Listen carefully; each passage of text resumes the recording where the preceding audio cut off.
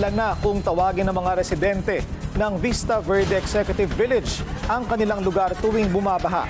Catch basin daw kasi ito at mababa ang lokasyon.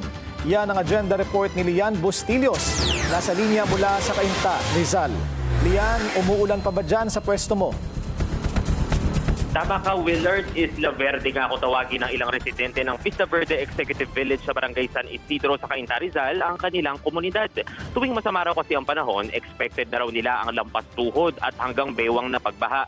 Yan ay dahil sa creek na matatagpuan sa western boundary ng naturang village na kadalasang nag-overflow kasunod ng malakas at matagal na pag-ulan, gayong low-lying catch basin nga ang lugar. 2 p.m. nga ngayong hapon na mag-issue ng red heavy rainfall warning ang Cainta MDRRMO para sa mga nasasakupan nito. Kaya naman dito sa Gate 1 o main gate ng Vista Verde, nakararanas ng lampas tuhod na pagbaha na ayon sa mga residente, dala ng pabugsog-bugsong pag-ulan simula kanina pang umaga.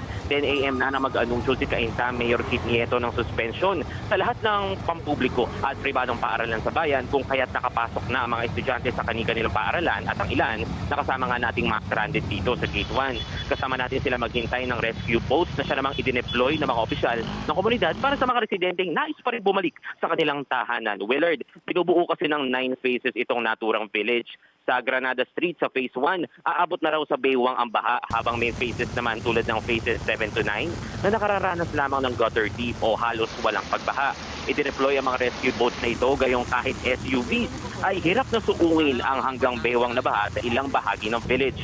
Sa katunayan nga, Willard, dahil sa takot ng ilang residente na maabutan ng makina ng kanilang mga sasakyan, ay ipinark na nila ang mga ito sa kahabaan ng Felix Avenue sa labas lamang nitong naturang village. At kung marami sa mga residente na nagnanais pa rin bumalik sa kanilang tahanan, meron din iba na gustong lumikas na. Kanina nga ay nakasalubong natin si Nicolas, residente ng Granada Street sa Phase 1 ng naturang village.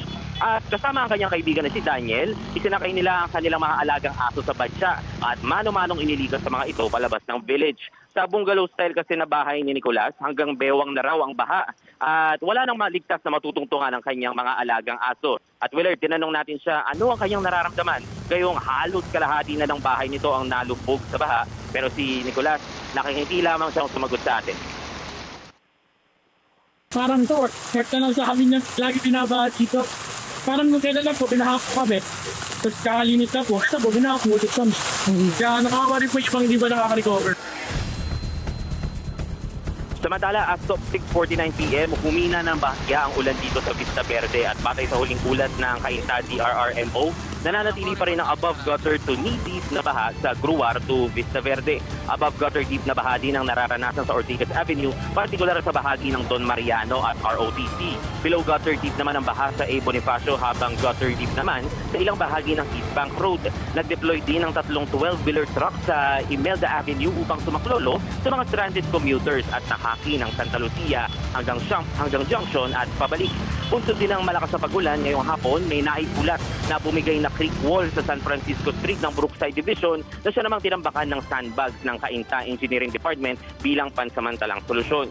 Sinabi naman ni Nieto na gumagana ang booster pumps ngunit nagtalaga rin ng temporary water pump sa bahagi ng Ricarte upang bombahin ang mga naipit na tubig sa lugar dahil sa kalapit na construction site.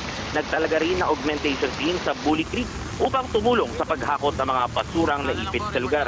Samantala, Willard, kaugnay ng mga pagbaha dito sa Cainta, sinabi ng alkalde nitong Huwebes na may niluluto na itong drainage interceptor project sa Marcos Highway. Katulong ang MMDA at isang senador na hindi na niya pinangalanan na anya babawasan ang humigit kumulang 45% ng pagbaha sa bayan.